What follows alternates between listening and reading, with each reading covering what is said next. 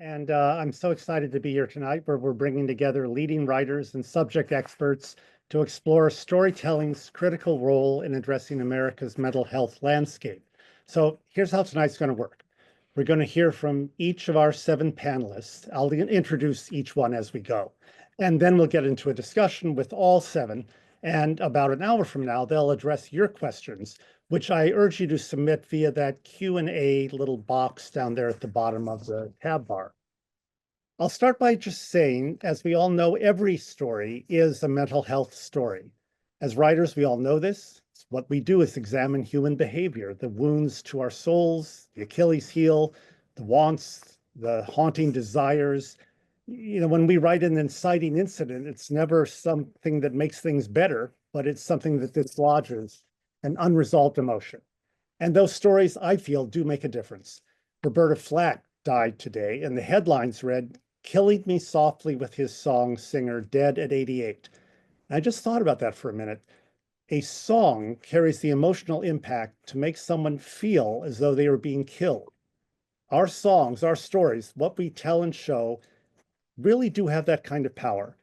And tonight we're hoping to find out if we can wield that power more authentically, more artfully as we tell stories of mental health. So I'm going to turn to Sean Ryan first. Sean won a Golden Globe, an Emmy nomination, a Peabody Award, 2 AFI Awards. He was the creator and showrunner of The Shield and has created many shows since then, including the currently running SWAT and The Night Agent. And he's a founding member of the Hollywood Committee, which is our partner in this discussion. And I wanted to give him a chance to talk about the Hollywood Committee's mission and how he sees cultural change affecting societal change. Sean? Sure. Thank you, Ken. Thanks to the Writers Guild for hosting this.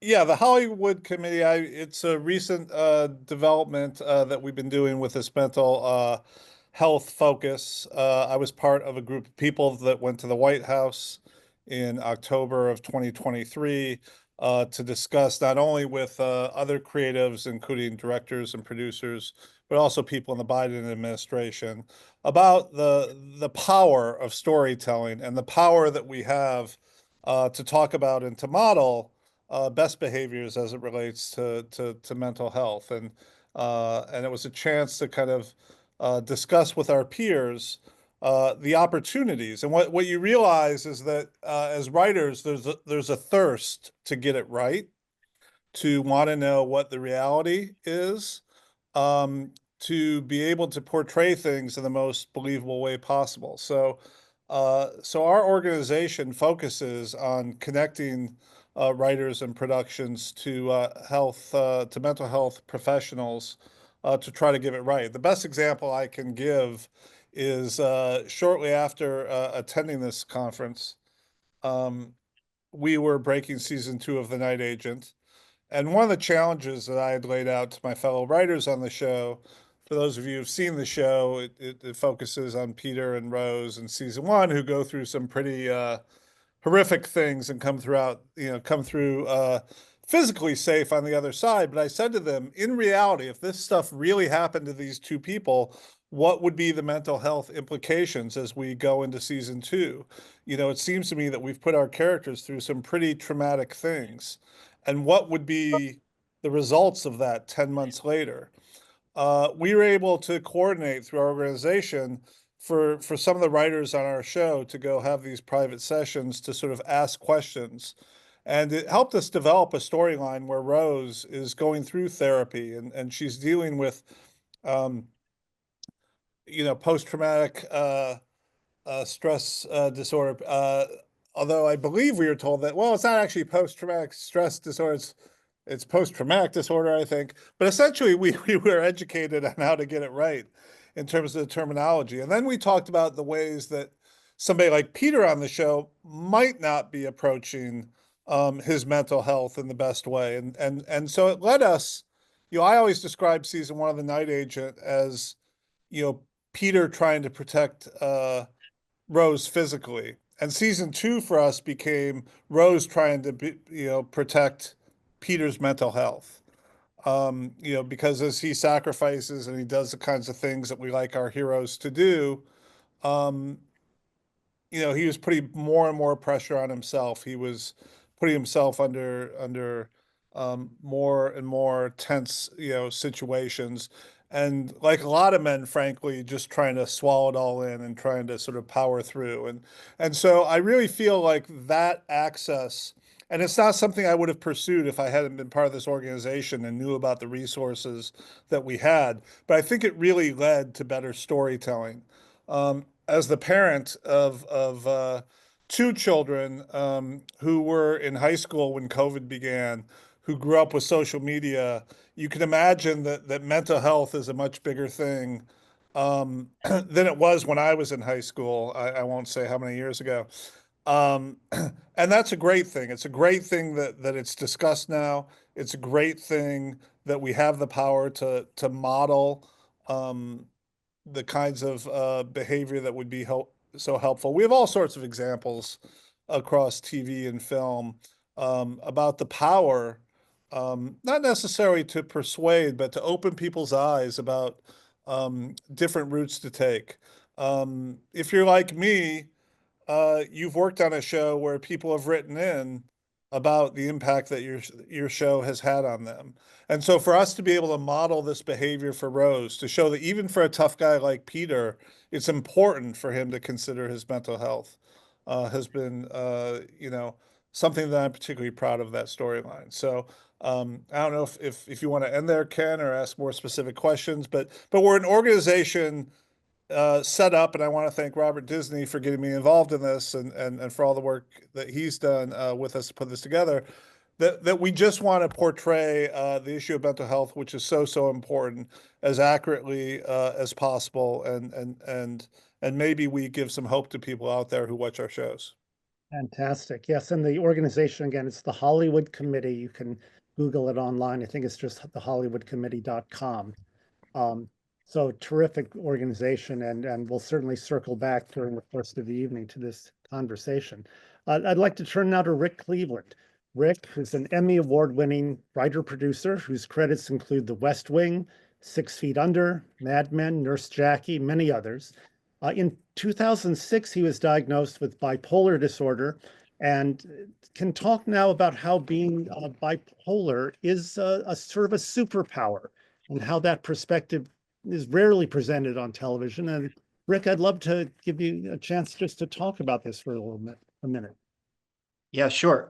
It's kind of weird because I'd spent 5 seasons on 6 Feet Under, and we had a character, a supporting character who had bipolar, and I didn't recognize myself in anything that we did in terms of portraying that. I didn't know that I was bipolar then, but a year after the show was over, after we wrapped after 5 seasons, my mother passed away. I had a rather significant breakdown and went into treatment and came out with a diagnosis of bipolar 2, which is slightly less severe than bipolar 1.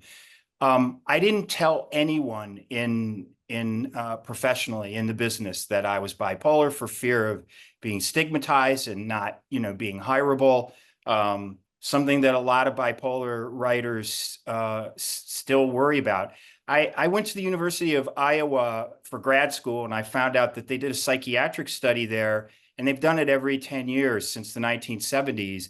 And the percentages of their test subjects are all graduate level writers in the fiction writing department, and the screenwriting department, and the poetry writing department.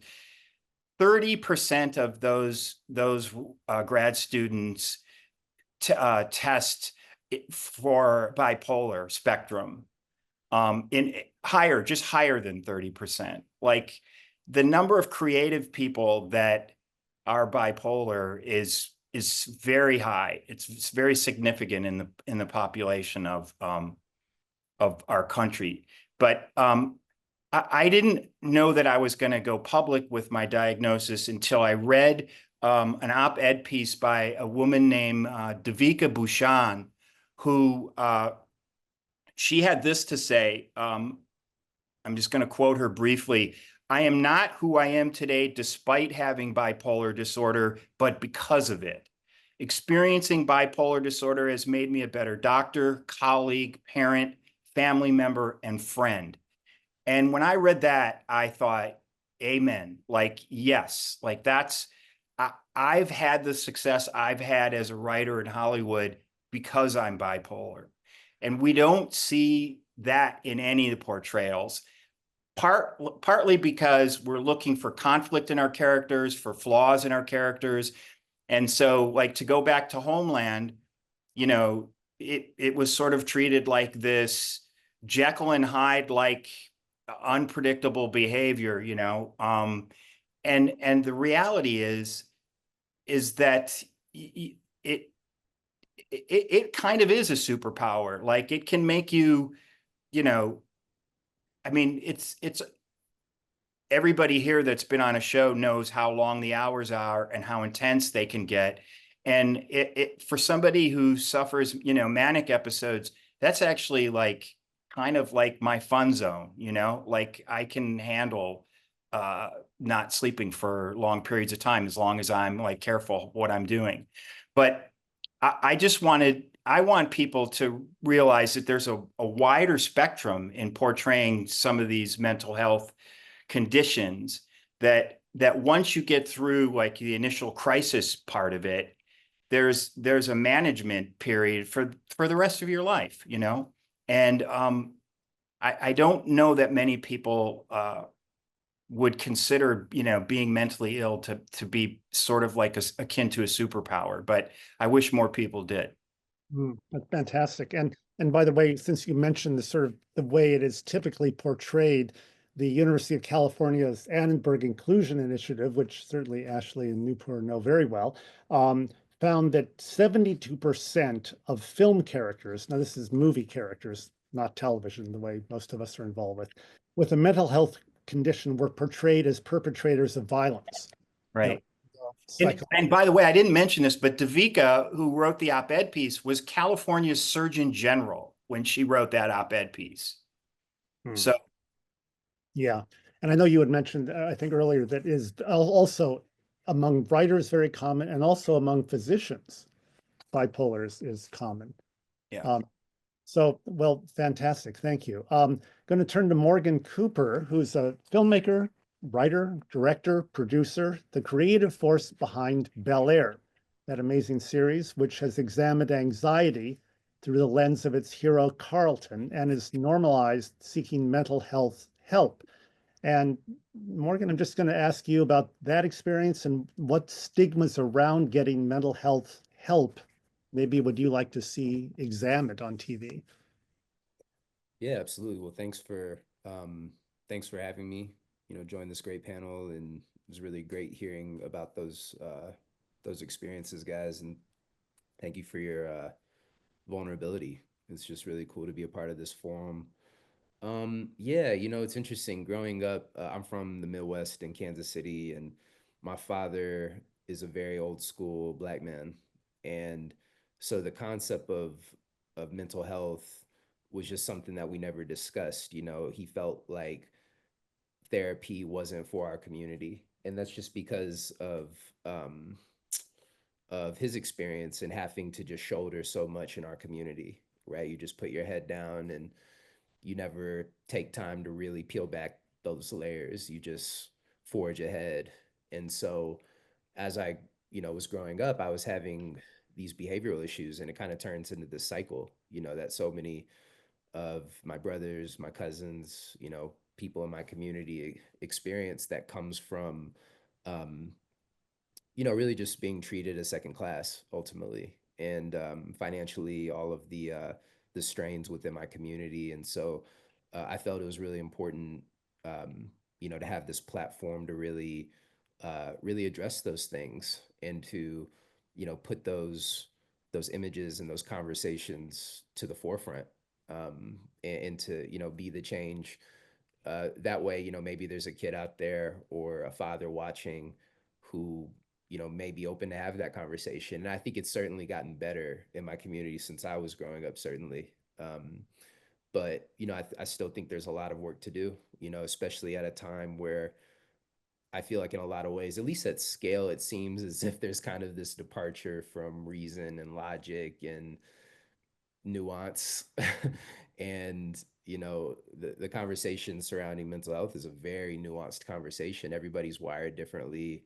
Um, you know, everybody has certain experiences, like the whole nature and nurture of it. It's just like, it's a very complex subject, and is one that takes examination. You know, you can't really paint in broad strokes with it. And so again, it felt really good to have the studio support on wanting to tell those stories as well, and you know, them recognizing the importance. And I'm just very proud of the impact that it's had. I've gotten a lot of great feedback from fans of the show who said, you know, hey, I felt really seen, you know, through these stories. And that is just the best feeling, you know, more than anything, is to have an impact. And I think it's very cathartic for people to see that reflection. Yeah, absolutely. I know it had a huge impact. I'm going to remind all those listening, by the way, please send in your questions to the Q&A tab. I keep track of these things, and welcome those questions to feed into our panelists here. I'm going to turn to Nupur, who is an Emmy, Peabody, and a Webby Award-winning executive. She's Vice President of Social Impact for Showtime MTV Entertainment at Paramount Global. And she and her colleague and fellow panelist Ashley have worked on launching and developing the Mental Health Media Guide, which there is a link, I believe, in the program for tonight. The Inclusion Initiative study also has a link. Nupur, I just wondered where you think the studios are in terms of supporting writing about mental health and well-being, and maybe specifically where we are right now with storytelling about young adults. I know you've worked a lot in the field of sort of suicide prevention.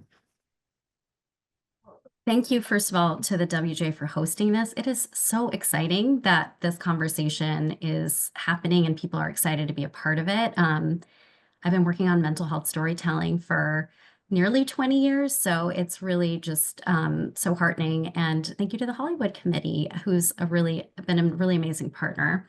In terms of where the studios are, Ken, it goes back to what you said at the beginning.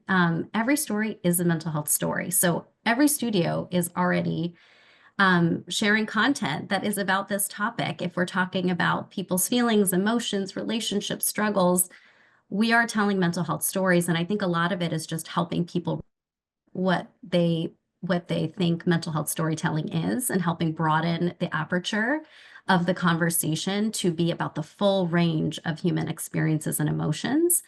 And I can tell you just from our experience at Paramount and building the Mental Health Media Guide, we found we were already telling these stories and really interested in making sure we were telling them right. I think, Rick, you said this earlier, it's like there's a desire of wanting to tell these stories accurately.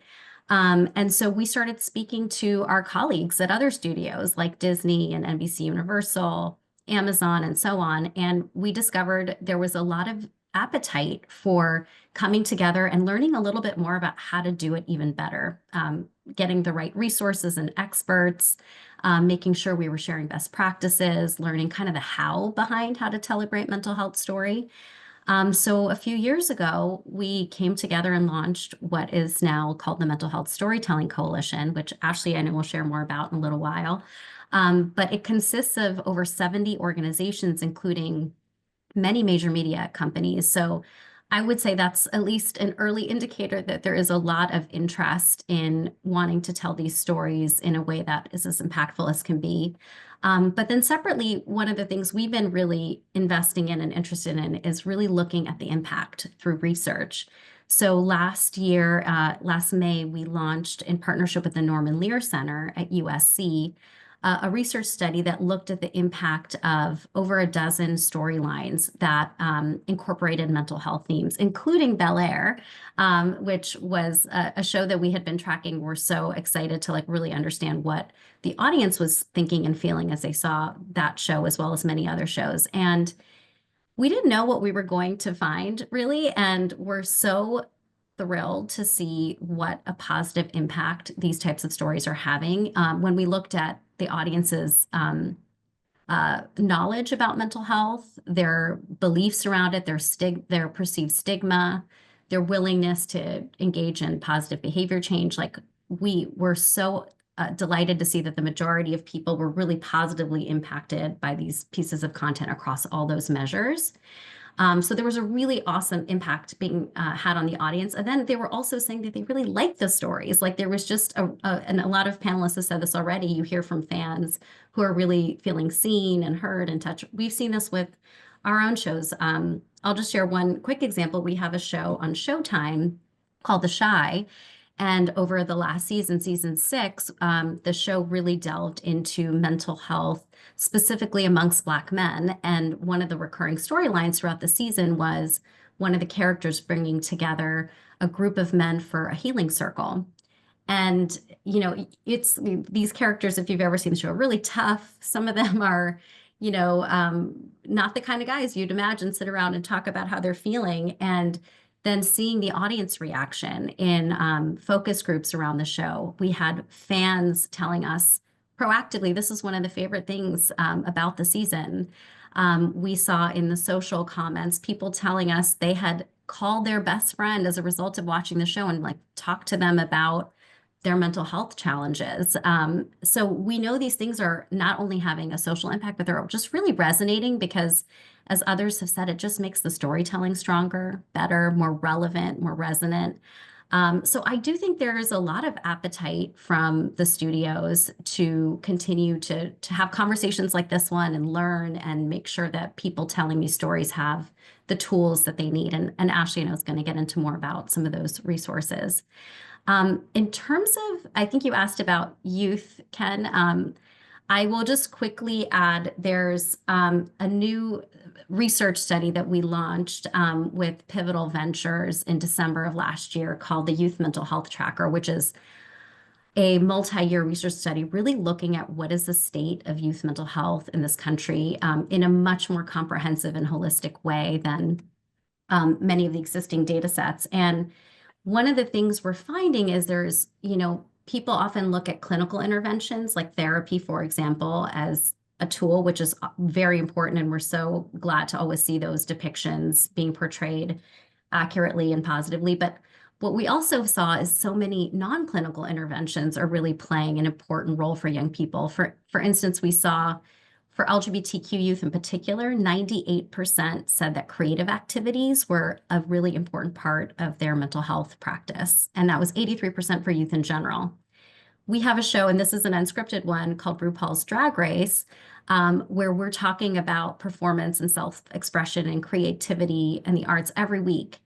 And so now we're using that show, the talent from that show, clips from that show, to help audience members who are young and LGBTQ find outlets through creativity to support their mental health. So there's a really awesome opportunity to model different interventions and actions that young people can take through storytelling that span the full range, from the clinical ones to the things that we do every day to maintain our well-being.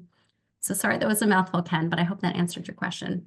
That's fantastic. Yes. And Ashley, who's always on top of things, look in the chat. She put a link to the partnership between the Shy and Beam. And also she put a link to that youth mental health tracker. And Greg Mitchell from the Writers Guild earlier had posted the Inclusion Initiative study link. So great. Well, Michael Grassi, Peabody Award-winning writer and producer, who's currently executive producing and showrunning the drama he created, Brilliant Minds, which is based on the life and work of Dr. Oliver Sacks.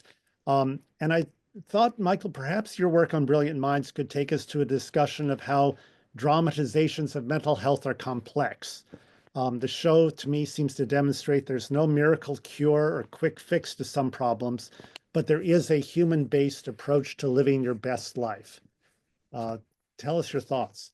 Yeah, thank you, Ken. And thank you, everybody. This is very interesting stuff, and I'm grateful to be here with you all. And yeah, Brilliant Minds is a sort of a head-on take on mental health, right? And mental health care. And one of the big things when I first started developing the series was I'm dealing with neurological and psychological cases that often don't have a cure. And I think as a society, I think we're often obsessed with what's the fix? Okay, like how can I just check the box and then go on with my life and then everything's back to normal? We're all looking for a return to normal, I think. Um, and how are we going to dramatize in a satisfying way seeing patients, listening to them, understanding them and the full scope of their lives and focusing on the person instead of the disease, the same way Oliver Sacks did. And then when there isn't a fix or a cure, how do you help the patient find a way forward? How do you help them adapt? How do you help them find their new normal? Or, Rick, what you said, how do you help them see something that maybe they perceive or society perceives as a negative, and how do you take that and turn it into the person's superpower, you know? Um, so it's challenging, and I think you really want to focus on how the doctors approach the patients and how they sort of empathize with the patients and step into their worlds. And I think it's important to approach it with heart, but also some wit and also just humanity, you know? So it's Brilliant Minds becomes a show about sort of the human experience. And for example, on the pilot, a mother is unable to recognize her own children. And how does Dr. Wolf and his team help her find a way forward, even though that won't be cured, you know? So adaptation is a theme we come back to over and over and over again. And something else that I think about all the time is mental health care. I grew up with my father is bipolar, and when I was young and he was sort of in the hospital for long stretches, I wasn't allowed to go see him. And my mom always said, it's a really scary place and it's no place for a kid. And that sort of built it up as this terrifying place in my mind. And then I started watching films and TV shows, and it was padded rooms and straitjackets, and it was really scary. And one of the things I really wanted to do with Brilliant Minds is sort of normalize mental health care and make Bronx General a place where you wanted to go and it wasn't as scary as sort of things we've seen depicted in the past, and make it sort of contextualize mental health care for people and show people that there's no shame and really you're not alone is a big theme that I keep on going back to, which is a theme that I did a lot in earlier days on my first writing job, which was Degrassi, a teen soap. And we always said in that room, if we can find one person out there that watches our show and feels like they're not alone, we're doing our jobs. And I really carry that forward now with Brilliant Minds. And the last thing I wanted to mention is I think another thing that's important to do in a sort of, we're in a procedural setting, right? So we're telling these stories in 42 minutes on NBC on a network. It's tight, it's fast. So few ways that we sort of dealt with this is serialized ongoing patients. But one of the big things was we have this team of doctors who are working night and day and night. They're giving everything to help these patients in their mental health, but at the same time, all of our doctors are struggling with their own mental health in big and small ways and to varying degrees, whether that's anxiety, PTSD, loneliness, or burnout at the workplace. But it sort of evens out the playing field. Like our doctors are dealing with their mental health as much as the patients that come into the hospital are, who are dealing with their own psychological and neurological issues. And it sort of goes back to what you started with, Ken, which is all stories are mental health stories. So maybe that was way too long-winded, but No, not at all. By the way, and you mentioned your father, I will, in the same way, I've become interested, I think, in mental health because my mother, Mm. this goes back a long ways, was diagnosed at that point as manic depressive. And Mhm. Morgan, fellow Missourian, coming from Columbia, Missouri, um, she was, after the birth of my older brother, hospitalized for 6 months. And she's always told this story that she remembers, like all of a sudden she like came out of it. She was in I don't even know. See, I don't even know where I was Michigan, I think, in this mental institution. She came out of it suddenly. And somebody said, well, you have to go in for lunch now. And her reply was, well, I can't go in there. That's a room full of crazy people.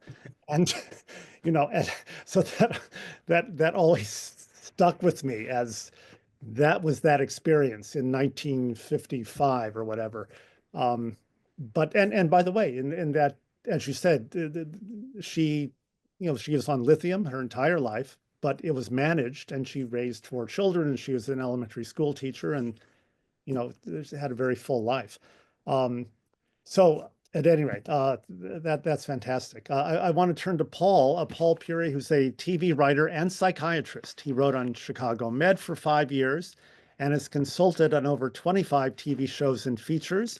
He's assistant clinical professor at UCLA and has a private practice.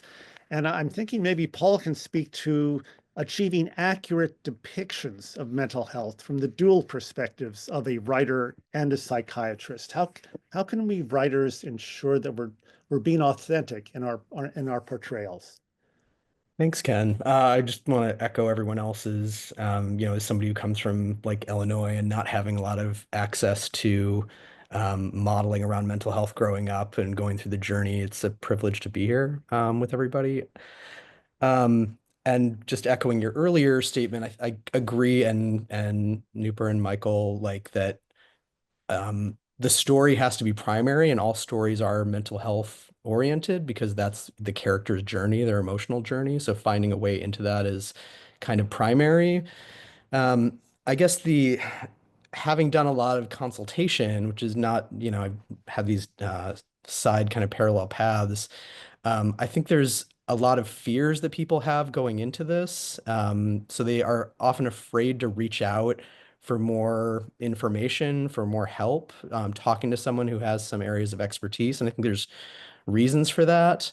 But the challenges that come from is, maybe we're all artists and creatives and writers, and we're trying to tell some version of our own personal story or something in that vein. We all generalize from our experience. And so it takes a level of humility, I think, to be able to say, I might not know everything on a subject, and being able to step back and ask for more information from somebody else. I think that some of the fears around it come from, the writer's room culture and worries that bringing in somebody as an outsider, they don't belong in the room, and that'll interfere with trying to tell the best story. And I think that there's some validity to that because a lot of consultants, their expertise is firmly in there. They don't know how to translate it into story and story beats and how to dramatize things. They're just going to tell you like statistics or something. But if you bring them in early, that gives the opportunity to try to translate whatever their expertise is into telling the best story. And my part of the difficulty I've had as a consultant is I sometimes get brought in at sort of the 11th hour after like the scripts are written, everything is fairly baked, and they're just looking for me to kind of rubber stamp something, and so it ends up creating issues if it's like, using suicide kind of flippantly as like a passing like plot point, which has happened. Just things that are problematic when we kind of zoom out on it. I think the other concern that I've seen is people who are as writers, we're concerned about trying to tell our story like in terms of the journey of the character. Like if they go to therapy or they do some other level of awareness, is that going to interfere with the plot? And I think that it's a little bit of a narrow approach to try to put everything through like a therapy or therapeutic lens. Like I don't think that consultants or experts should be doing that, but they could help you to maybe understand what aspects of the journey might be sort of healing in that way. Like to speak of psychotherapy, there are more than 400 kinds of talk therapy and psychotherapy, and they all take like somewhat nuanced, sometimes very dramatically different approaches, and that those can sort of be modeled through some of the stories. So yeah, to hit on some of I'm a little bit all over the place and some of the things to talk about, I guess to be aware as writers about some of the myths. So things like that you brought up about dangerousness, mental illness equals dangerousness. Very common. It's very common in like the news media as well. Like that led to specific involuntary incarceration laws in the UK, sort of the perpetuating of a random violent act would happen and it must be due to mental illness, which the research literature doesn't actually support. There's generally most violent acts are done by people without any type of mental illness. There's a conflation of sort of mental illness and psychopathy is another one. Use of terms that are stigmatizing is something to be aware of. So like use of crazy, but really I think coming back to the core of it is about how can we use the story that we're telling to get to the point of view of an individual? How can we get past sort of othering somebody? A common trope is like using people with mental illness as sort of a spectacle to have, or as a plot device, doing sort of nonsensical or crazy activities to justify a turn in the story. And even people with delusions have an internal logic to it. So there's just little tips to sort of turn the ship in that way. Um, so I guess to bring it back together, like bring in a consultant early if you're thinking about it. There's free ones available. The Hollywood Committee, Hollywood Health and Society, like there's a lot of resources that are out there. If you still can't find anybody, reach out to me. I've done most of this uncredited and unpaid. I'm happy to help guide you to somebody, if not give you some tips myself.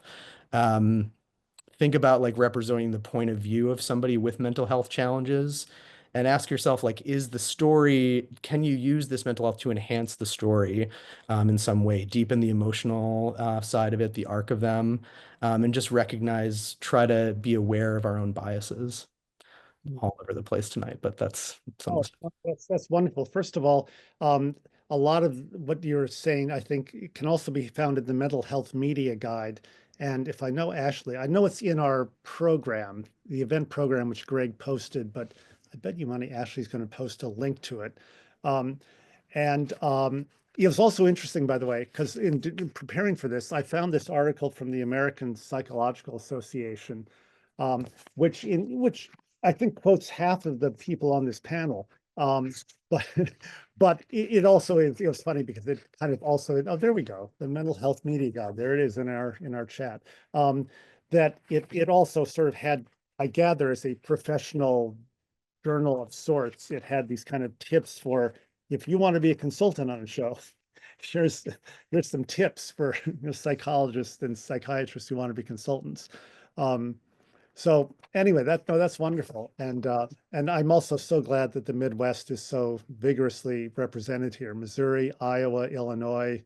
Sean, where are you? You're Originally from Rockford, originally from Rockford, Illinois. there. You go. So all right, And I'm from majority- Ohio, so just to round us out.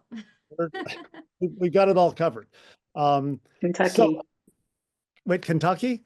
There you go. Okay. So, well, Ashley. All right. So Ashley, she oversees the Mental Health Storytelling Coalition, a groundbreaking partnership, which I think we've alluded to before, 70 media companies and mental health organizations working together to elevate authentic mental health portrayals in entertainment. And she founded Third Space, communication consultancy that uses audience-centered storytelling to accelerate social impact. So, Ashley, can you offer your thoughts as somebody who's been so instrumental with this whole issue and the mental health media guide, sort of synthesize maybe what you think you've been hearing during this course. And also I want to remind people, please put your questions in the Q&A. We have one which we're going to get to after we hear from Ashley, but questions, please, looking forward to them in the Q&A.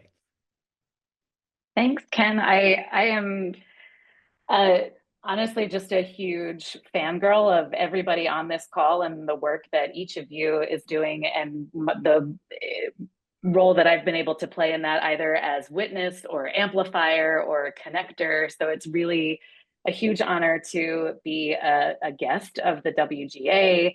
A huge thanks to Robert and the Hollywood Committee crew for putting this together.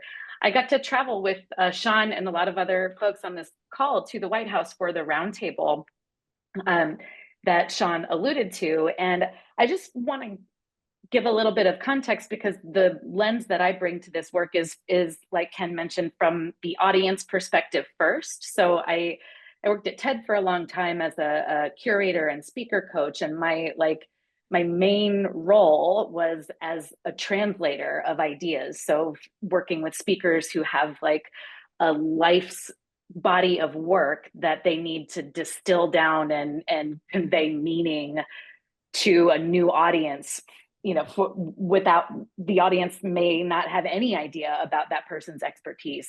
And how do you work with people or groups to convey the meaning that they have in a way that an audience can really hear and connect with and also gain meaning from. So, and many of you all are the work that you write and the characters you develop and the stories that you tell. I kind of come at it from a perspective of, okay, what's the way to maximize the number of people who can see themselves in this story?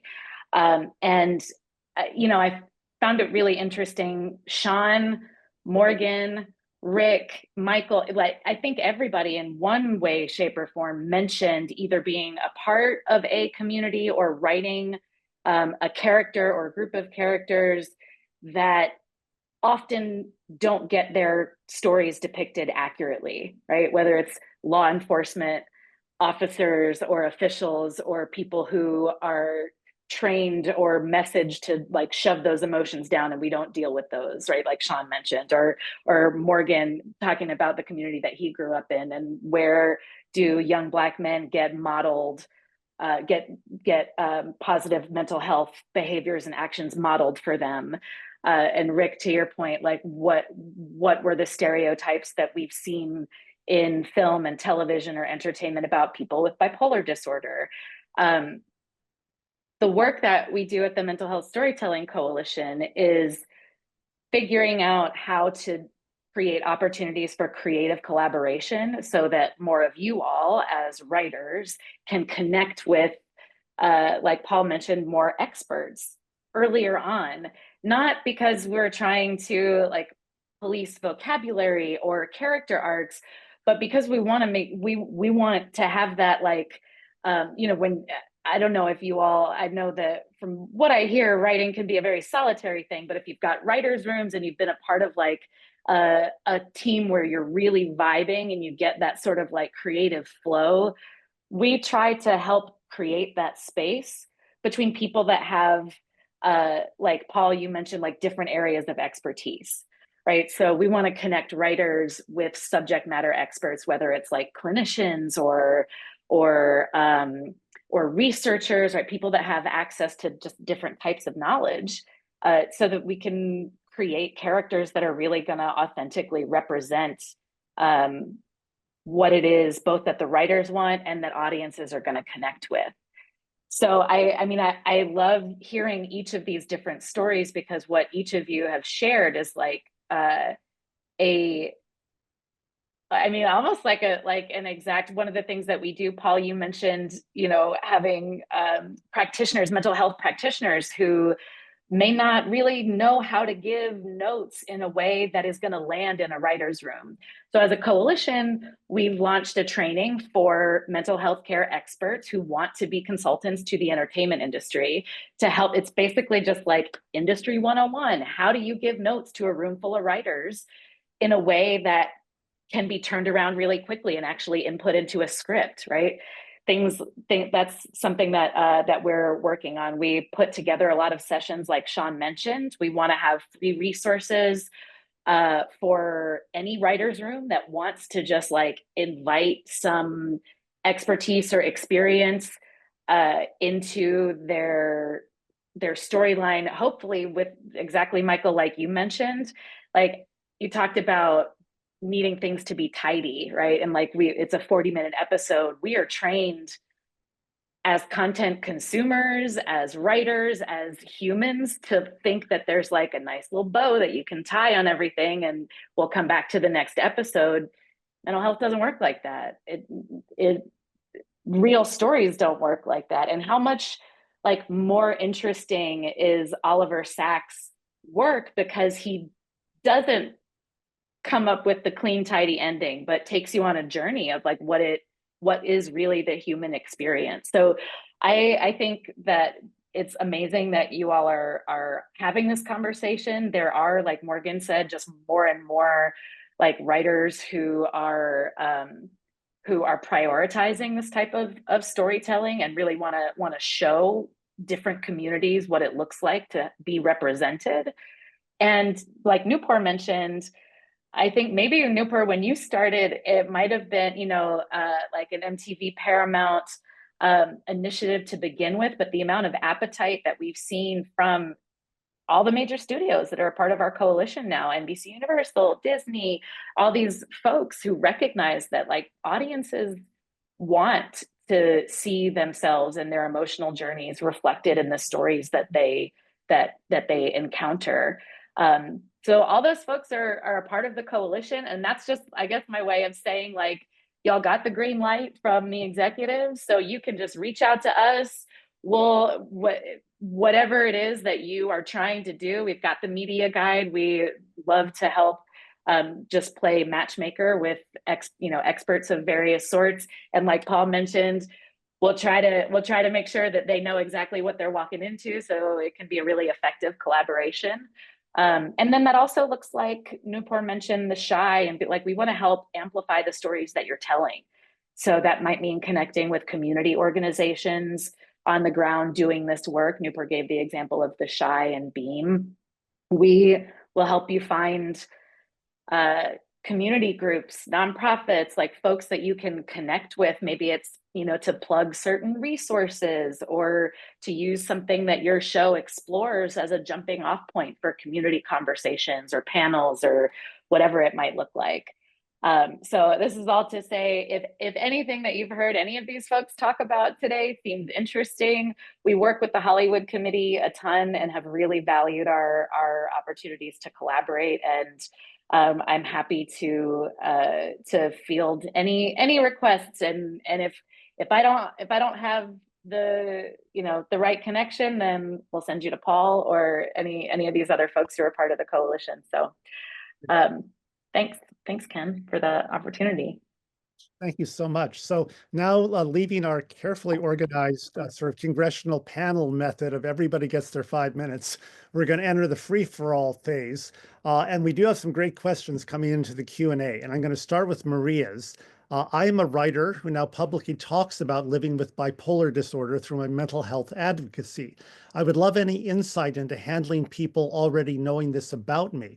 So maybe, I guess I'm kind of looking a little bit at Rick in terms of the experience of acknowledging, yes, I am bipolar, and then handling people who now have this information. How is that a process you've gone through?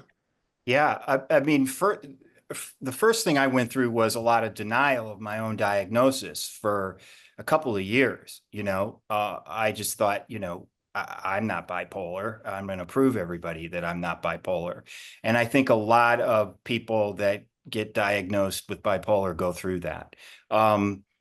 It didn't even occur to me to come out for, almost 10 years.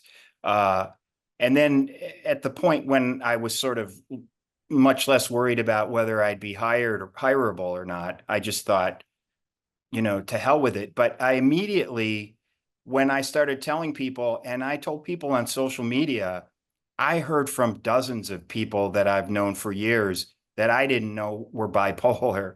So it was kind of like the most affirming thing that could have happened for me, I think. I know so many bipolar people that are part of this community. And I think, yeah, am I scared that it can be weaponized against me by, by someone who might find me difficult to work with? I think if I'm difficult to work with, it's because I'm working with someone that's difficult to work with. It isn't because I'm bipolar.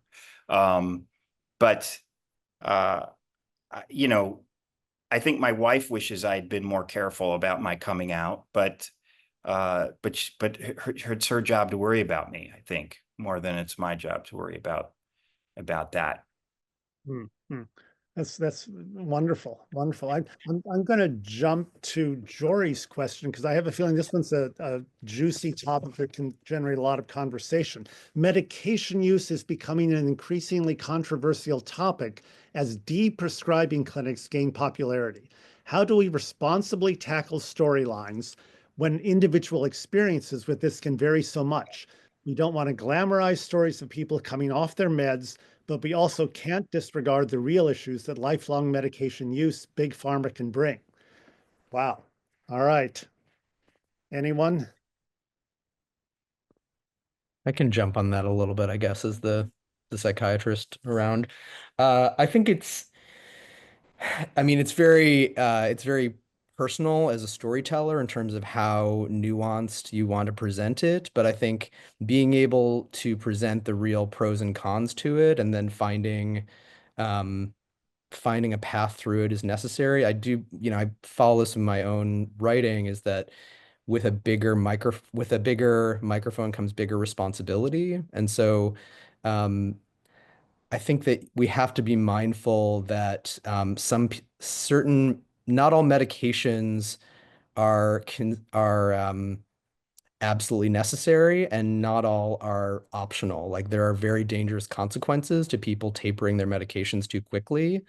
And so it's really hard to model something where one of the conceits of the medium is like time constriction, to be able to say like, okay, this is something that we can really show in an accurate way. So, if you have the room in your story in a serialized way, then you can really explore it. But I would probably say it's concerning and dangerous in certain conditions, like someone who has a very serious depressive disorder, very serious schizophrenia, bipolar, like to model stopping medications as a solution without being able to talk about all of the other things that are really necessary to be able to balance that out. Like there's something called interpersonal and social rhythm therapy for bipolar, for example, like things that can really lead to a dramatic drop in need for medication. But if you don't actually talk about that, then all the takeaway that the audience is going to get is like, I can do this with nothing. So I'm so fascinated. Sorry, Michael, go ahead. Yeah. No, please, Ken, you go first. No, we're in that Zoom thing now. Like, no, you go. No, you go. Please. We've all been That's there. all really interesting, Paul. And I'm going to be way less eloquent as I talk about this, but I think a lot of what you're saying is if there's an opportunity to normalize the conversations around medication, and you can have characters sort of having debates about it on screen, having constructive conversations around it, and normalizing the conversations around it, I think that is an interesting step. I also think that there's a lot of stigma around medications and hiding meds or like secretly taking your anxiety meds. I think normalizing medication and SSRIs and medications that have helped people, I think is an important thing from my point of view and the work that I feel like I'm doing on Brilliant Minds. But those are just two things that came to mind as you were answering that, Paul. And what I 100% agree, and just would say that like I think the conversation is what's like very important to the questioner's point also. Like pharmaceutical companies are a huge influence on this, and we've medicalized a lot of the human experience. And so being able to like pull that apart is probably something that maybe we only have the opportunity to do as storytellers, that not a lot of people have the opportunity to really dimensionalize that. So now I'll shut up. No. The thing I was going to jump in with is the deeply personal story. Dear friend of mine has a daughter who, well, it's very complicated. I'm looking at all these other writers. Like if somebody brought this story into a room, how would one handle this? She is bipolar, has in this cycle of going off her medications. She feels good, goes off the medications, and then moves into frankly very dangerous behaviors, wandering out into the streets at night at 3 a.m, pounding on strangers' doors. Then checks into a hospital, goes on a heavy dose of medication, feels okay, gets out of the hospital, and the cycle just starts all over. But she's convinced that what she needs to do is to de-escalate her medications, to get that lithium level down to 100 when it's recommended to be at 900. So to me, it's a tragic nightmare. But I'm just curious, as writers, how would you dramatize this in a way that would do what Paul was suggesting, somehow show an audience the complexity of the situation. If I can jump in, I think I mean, that sounds like a very common occurrence, you know, that once you're on the right regimen of meds and you feel like you're back in a balanced state of mind, that after a prolonged period of that balance, you sort of feel like, hey, I don't think I need those meds anymore. I think this is probably someone younger than I am.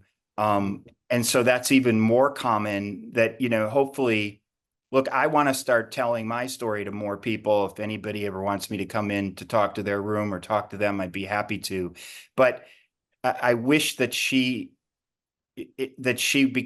could become aware of or made aware of where I'm at with my bipolar, where people that are just living with it in a sort of a very normal way can get to. But you sort of, I haven't had to have lithium for more than a decade, and I was only on it for a short period of time.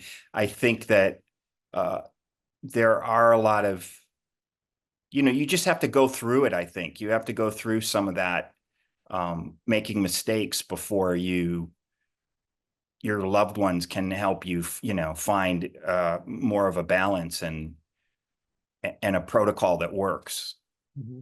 And it seems like the part that seems so hard is the complexity. There is, there's each individual case. What is presented, I think, Paul, you alluded to this, but this very large, telescope or this very large megaphone that television is, you present one individual case and it becomes as though this is your position. This is your stated position broadcast out to millions of people. Michael, are you ready to say something? It looks like you are. Okay. I have not necessarily specific to the case that you are bringing up, Ken, but from a process perspective, one thing that I think is really valuable and would be what we would recommend as a coalition would be to say, what is the story that you want to tell? How much time do you have to tell it? And is there an expert that you can bring in who can help just gut check how you're presenting what you're presenting, right? So I think that the very conversation about medication and how we live with it and what the issues are, like that's a conversation that we haven't seen on mainstream entertainment. It's not a normalized part of what we see. I think it's a positive step to move in the direction of having multiple different types of conversations like this.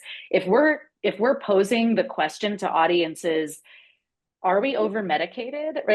That's a win. And I think that if you're responsibly raising questions rather than answering them, when there isn't necessarily a clear answer. Obviously, there are some instances where you do want to have an expert who can help you mitigate any potential harm, right? Because that's one thing that you don't want to do. You don't want to inadvertently convey a message that might be dangerous to vulnerable audiences. But just raising the question that Jory, I think was the questioner's name. I think it's a huge step in the right direction that we're even able to wrestle with this. What does it look like? What does it look like to do this responsibly?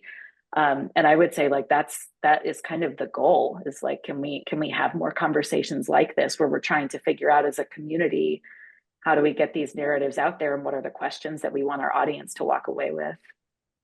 Yeah, I just want to address something. Ken, your own mother, her story, I think the part of her story that we don't see, because we're looking for drama and conflict and just raw human emotion, we see the part where someone like your mother is hospitalized. We don't see your mother as a successful parent and teacher, 10 years later.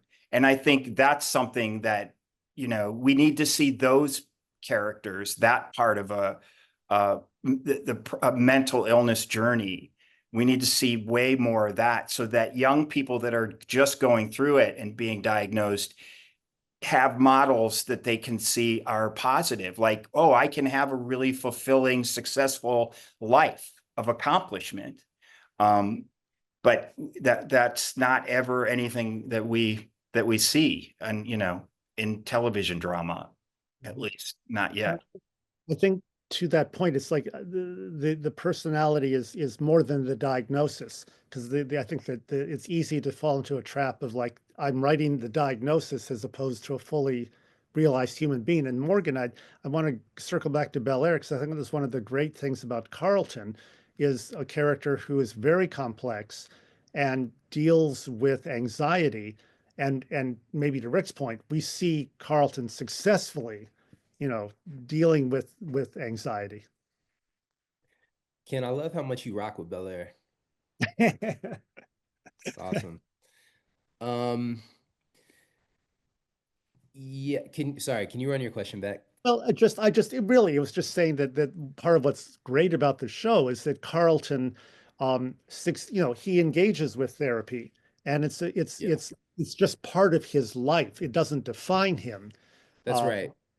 Yeah, and I think that's exactly what it's all about. And one of my fellow panelists said it earlier, of just like, when I think of therapy, it's like getting an oil change, right? For our minds, our spirits. It's a form of self-care. It's a form of self-love, really, which I think we could use more of that on screen. And Ali is such a special actor because he's really when he drops in, he's able to really bring it to life in the most honest way, and has really taken it upon himself to do research as well, in terms of an accurate portrayal from an acting standpoint, which I just think is remarkable as well. And that can't be overlooked. The job of a director and an actor. So, because when it hits the screen, it's like, obviously it starts on the page, but that must come through a lens ultimately. So I think that's a really important thing as well, whether it's covering set, to make sure that the honesty, it trickles down into the crafts, right? So and yeah, again, I just think it's an honor, and I plan to do more in other projects as well, to not turn away from these things. You know what I mean? It's like, we've got to talk about them. And I think Rick said something earlier that I really resonated with, is the idea that these these things really, I think you mentioned the word superpower, if I'm not mistaken, but I thought that was just really compelling and powerful, because, like, listen, we're all fucked up. I have to remember, in one way or another, it's like we're all damaged, broken humans trying to piece this thing together and live our best lives, and build our lives, our careers, our families, et cetera, et cetera. And it's amazing how, like, the shame of of these conditions stops us from talking about it. And to be able to channel that through Carlton felt like a really accurate thing to do. And you think about a young Black man in a space where not a lot of people look like him, right? And how that anxiety can be really triggering, right? And really press that button and kind of heighten those feelings as well. And so I'm also really interested in kind of the intersection of like the environment meets the condition, right? And how those clash and ebb and flow, I just think is, again, it's endless. And it's not to like shock and awe or anything like that. It's truthful, it's honest. Like, it shows up every day in each of our homes, our places of work, family gatherings. We all know someone or have something going on, and the more we can just normalize it, and it's part of his life. It's something that he does. He gets his oil changed every week, you know what I mean, and goes on with his life. And yeah. Mm-hmm. Yeah, wonderful, wonderful, really well said. I would Uh, just to mention, Morgan did on Bel Air, they did go over this exact storyline of Carlton going off of his meds without telling his psychiatrist, and then the implications of that. So they did explore that in season 2. mhm, Yeah. mhm. Yeah. Um, Turning to a couple of these other questions, well, here's the one that we said, this is going to be too long a discussion for this forum because we will have a limited amount of time, but I'm going to dive in from an anonymous attendee. Any tips for portraying mental health, emotional struggles that are disturbing, but also very real among teens, like self-harm or suicidal thoughts, but you get pushback because people are afraid of viewers copying the behavior? So this is sort of the thing that I wasn't supposed to say, well, the 13 reasons why discussion. But it's been asked, it wasn't asked by me. How do we approach that? It's like you have these realities in life and mental challenges that teenagers face. How do you portray that without also then encouraging a sort of copycat behavior? Sean, you unmuted yourself. I I'm ready. did, and I don't have a direct answer to this, but I have a parallel that might speak to it. First of all, I I would just encourage everyone to involve. If you're going to talk to somebody who, we don't get to write about things that we know completely about. We have to write about a vast variety of topics, and I don't have Rick Cleveland on staff to be able to ask, this or that, and so I would encourage everyone to look into this stuff early. So here's my parallel story. I was determined on the show SWAT to do, you know, after a rash of school shootings, to do an episode about school shootings, which is an extraordinarily touchy subject. And what I challenged my writers to was, if we're going to do this, we have to do it right. We have to do it in a way that's responsible. So before we even started breaking the story, we started having conversations with people in the Secret Service who we had some connections to, people in the LA school district, in their safety program and everything. And so, for instance, something that came out of it was, that sometimes, these school shooters get named and they become, they have manifestos and they get a little famous. And the question is, does that encourage things? And so one of the things that we did in our episode is, you see the school shooter from behind, but we never really humanize him.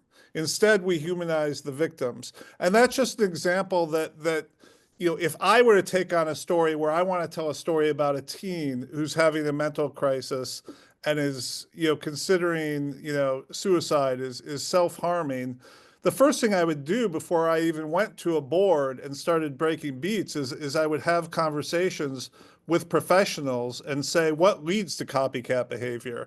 What, how, what are things that we can do? Certainly there are people that are trained on suicide hotlines that, that are given tips to how to talk to people to de-escalate these things. And then you come up with the story. I think we're all conditioned, whether we think we're open-minded or not, that once we've written a script, once we've broken a story, that's so much hard work that we have a little resistance to change much of anything, right? So if you're looking for the expertise at the end of the process rather than the beginning of the process, I don't think you're going to get the full weight of that expertise. Mm-hmm. Mm-hmm.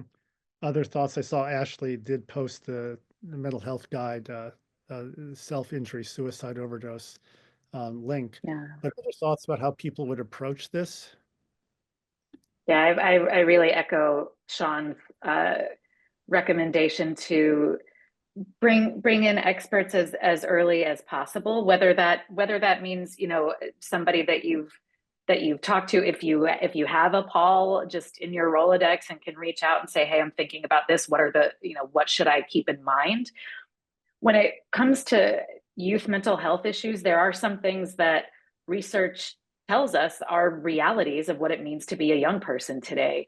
Thoughts of suicide, self-harm rates among young people are higher than they have ever been. And we don't want to ignore that reality, because that's how we get further away from the young people in our lives, right? When they don't see themselves reflected in film and television. But there are some concrete recommendations that have come from, across our coalition members, and some of them are simple things like show that recovery is possible. Show, to Rick's point, that you can be a teenager who's struggling with depression or anxiety or whatever it is and still have healthy relationships. You can have conversations that don't have resolutions, but you can still, have friendships, right? There are some things that fall into the category of risk mitigation, which is like avoid graphic depictions. Research is super clear on that. So that's like, but in terms of what the media guide or what, we would recommend across the coalition, it's not prescriptive, other than like, here are a few things that you probably should avoid based on what we know. But other than that, like, here are some things that you might want to consider. And I think having some folks that are that have background in this, like Sean mentioned, knowing when it's a good idea to put an end card or share a resource at the end of an episode. Michael, you guys, a lot of you all are already doing this, and I think that that's exactly what we would suggest too.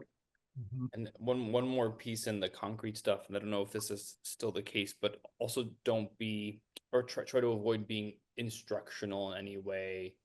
And the how is not necessarily the most important thing, but the why is the more important piece, if that makes sense. I don't know if that's still something that's being discussed. Yeah, absolutely. By the way, since Ashley mentioned that these issues with teenagers are higher than they have ever been, it seems to me as though COVID, the pandemic we all lived through, accelerated mental health issues. I don't know if anyone else, maybe Paul, you've had some actual. No, there's a good amount of data on this. I mean, in terms of just the social isolation driving things up, for sure. It's not just anecdotal. For sure, there's full research on it. Looking to a couple more questions here. Madeline was asking, do you have any thoughts about addressing mental health challenges, particularly with folks that are unhoused in storytelling? That's an interesting challenge. The unhoused have been depicted in American cinema for forever, dating back to the hobos of the movies of the 1930s and the television shows that, the kind of crazy person on the street. It's an interesting challenge. Any thoughts about ways to do that are not tropes?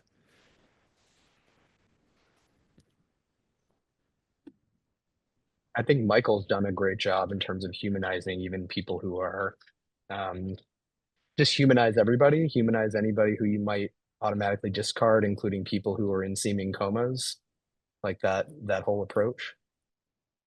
Thank you, Paul, for saying that. The other thing I would add to that is, I think as a society, I think we often want to look away, and we want to not look at the thing that shows us a part of ourselves we don't want to see. But I even think when we're driving by and we have our kids in our car with our family, I think when we see something on the streets that is potentially uncomfortable, we want to look away, or we want to shield a loved one from it. But telling stories about it and looking directly at it and giving that person 3-dimension, whether that's a full life or a family or whatever you choose that person's story is, but giving them a story is a step in the right direction, and giving them care is a step in the right direction, I spent a day with first responders just in Santa Monica, about a year and a half ago, and the amount of unhoused, self-medicated mental illness on the street is just astounding. And some of these people are getting Narcan shots 3 times a week, and there's no end game right now in how we're treating this problem. I think there was a bill passed to build 100,000 housing units 10 years ago, and we've broken ground on 1,000 of those housing units. And that's a real problem, especially in this state and in this city, in Los Angeles. Mm, mm, yeah, yeah. Who was it? Was Morgan, I think, was talking about where conditions meet the human. I'm not quoting you correctly there, Morgan, but it's the larger societal condition and the human underneath that condition comes into conflict, and it's it's a it's a problem that is so difficult. Um, uh, Newport, I want to shift to you in our final moments here. And this may be a bit of a question that's kind of a live wire question at the moment. How do you read, because I know you've done a lot of work on racial, gender, anti-LGBTQ bias, right? I'm right about that. How do you read the current moment for storytelling with that focus? In case you haven't heard, uh, there's we live in a moment where there's a lot of political pressure, shall we say, on Mhm. that community. Um, your thoughts, if I might dare ask you on Thanks this? for the easy question, Ken. Yes, right. And I obviously want to hear what the rest of the panelists might have to say about that. I mean, one way we've been thinking about this moment and what we can do as, a content company is figure out how our stories that reflect and reach communities that are particularly vulnerable right now are really offering them resources and support. So I gave the example earlier of RuPaul's Drag Race, which we know a lot of LGBTQ young people watch and love that show. And one thing we know is that there's an outsized amount of fear right now amongst those young people. And so, in a conversation about mental health, one of the things we're concerned about as there's attacks on people from certain communities is what is the mental health impacts of that? Like the fear, the anxiety. It's, very real and can be very harmful. So how can we connect those audiences to mental health supports in this moment? So we partnered with the Trevor Lifeline and the Jed Foundation and are trying to connect folks to resources online as well as giving grants to LGBTQ centers around the country. So I think there's an opportunity to really explore like what is the emotional and human impact of all of the political noise and where can we make sure those stories are being uplifted so people really understand the human toll and also then meet those people through our content and help them find ways to support their own well-being as they go through this difficult moment in time. There's probably so much more that can and should be done, but we're kind of in our work, we're kind of at the phase of figuring out where this all intersects with mental health and how we can show up through mental health representation and support. Mm, well, thank you. I want to jump in and say, just a couple of weeks ago, Los Angeles Children's Hospital stopped giving gender affirming care to LGBTQ kids under the age of 19, like just wholesale across the board. And I think, look, some of us are continually in business with big companies, big streamers, Netflix, Amazon and stuff, and they're almost all taking very draconian turns right now because of fear of the federal government. Hmm. Well, yeah, that's certainly sobering for all of us. But thank you, Newport. I didn't mean to voice this very difficult question on you, but I thought it was part of this discussion that is certainly in the moment right now. Romy has been so patient, waiting for this question to be answered. As a writer who has a lot of experience with mental health, are there any service platforms I can contribute to as a resource to other writers? So I think this is a slightly different thing than the mental health media guide, which has obviously, here's all these steps and questions writers should consider. I think what Romy might be positing here is there a platform? Is there a place where a writer can maybe post the stories of personal experience. Maybe that invites the question, is there like a go-to platform that maybe we use as a resource for personal stories, for personal storytelling? Or maybe Romy needs to start one. Any ideas, any thoughts? It's okay, maybe have Romy. I think there's you have your opening. I'll just say we do have an expert directory as part of the mental health media guide, and you know, along with the Hollywood committee, we are always looking for folks to grow the expertise that we have within the coalition. And there aren't too many people that have, like Romy's, you know, being at the middle of that Venn diagram. I mean, Paul is here, but there just are not a lot of folks that have enough overlapping expertise that they're fluent in the language of a writer's room and mental health and these other things. So invitation to join our expert directory, so we can put you in touch whenever we get requests that come our way. Oh, Yeah, there and we go. I'll just add, we hear from a lot of our own show teams and writers that getting that combination of like clinical expertise or research expertise with lived experience is really valuable. Like, people want to hear the stats and the data and the science, but they really do also want to hear like what it's truly like for somebody who's experienced the thing they want to write about. So I think that that kind of knowledge would be really helpful. And it's an idea that Ashley and I can also noodle on, of like, maybe there's some sort of gathering or opportunity to bring people together who would like to share their expertise with other writers. That could be, stay tuned, maybe an activity of the Mental Health Storytelling Coalition coming your way. There you go. All right. Born right in this moment. I just want to, we started a very early conversation today on this subject with Robert and some other people from the Guild about would essentially like some level of peer support be useful within the Guild. And I think that advocacy work might also be some roles. There's nothing formalized. It's just like we were just spitballing today, but this came up, and I think we're continuing the conversation. So stay tuned. Maybe we'll try to find some way to formalize it along the way. Oh, wonderful.